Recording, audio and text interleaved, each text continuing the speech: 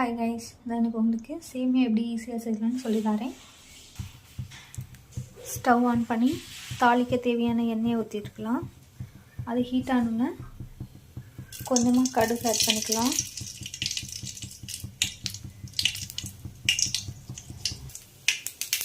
கடுகு நல்லா பொரிஞ்சு வர டைமில் ஜீரகம் ஆட் பண்ணிக்கலாம்.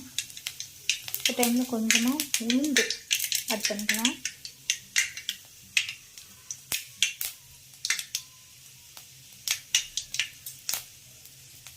நல்லா இதாக ஆனோன்னே கட் பண்ணி வச்சுக்க ஆனியன் ஆட் பண்ணிக்கலாம்.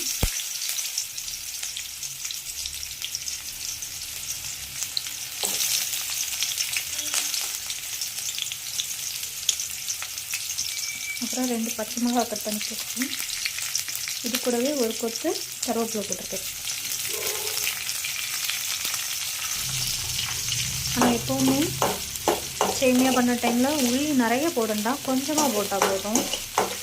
நான் பாதி பல்லாரி தான் கட் பண்ணியிருக்கேன். சின்ன பல்லாரியில் பாதி தான் கட் பண்ணி போட்டிருக்கேன்.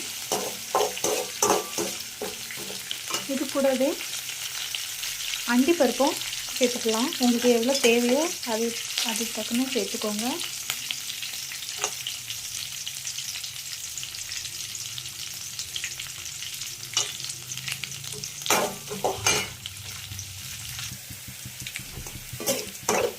நல்லா இந்த மாதிரி வதங்கினதுக்கப்புறமா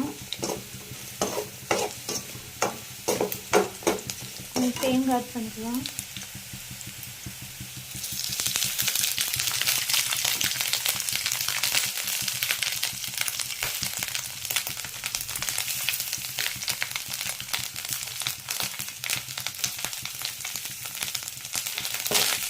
நல்லா வதக்குங்க.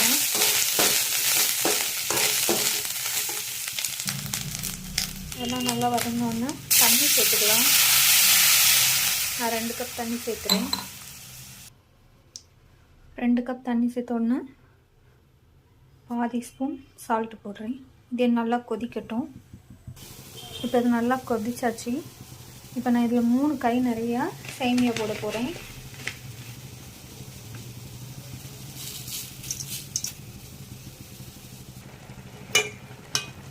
நல்லா கொதிக்கட்டு. இது வறுத்த சேமியா, அதனால நான் வறுக்கலாம்.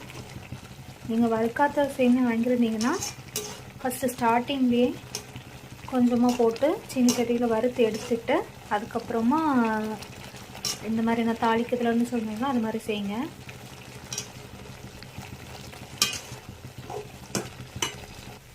ஃபைனலாக தண்ணியெல்லாம் வற்றினதுக்கப்புறம் இப்படி தான் வரும்.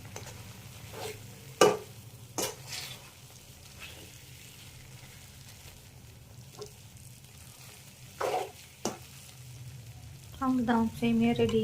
பாய்.